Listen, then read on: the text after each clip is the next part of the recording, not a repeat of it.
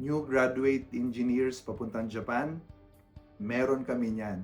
Kung ikaw ay isang civil engineer, mechanical engineer, or electrical engineering graduate na hindi lalagpas sa 2 years ago ang inyong pagtatapos, hindi namin kailangan na lisensyado ka.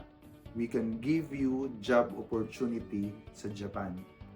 Ang kagandahan sa programa na ito na mayroon kami in partnership with Zuit Incorporated ay hindi lamang sa hindi kami nagre-require ng any work experience or kahit anong lisensya, kundi unique ang program namin na ito kasi pwede kayong pumunta sa Japan at bibigyan namin kayo ng 1-day work experience sa inyong potential employer. Simple lang ang magiging proseso.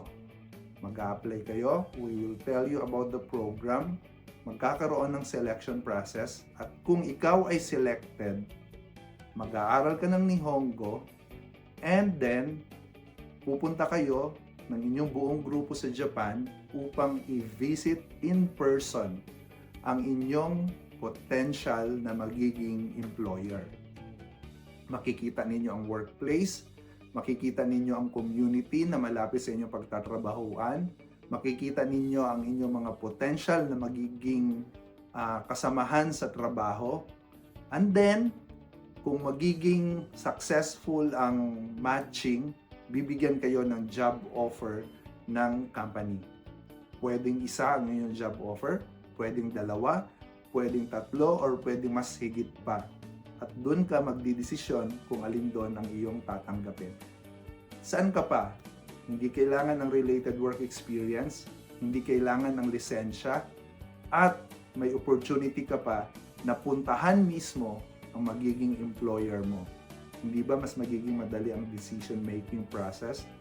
At hindi ba mas magiging madali ang iyong pagtanggap ng iyong bagong career or work opportunity sa ibang bansa?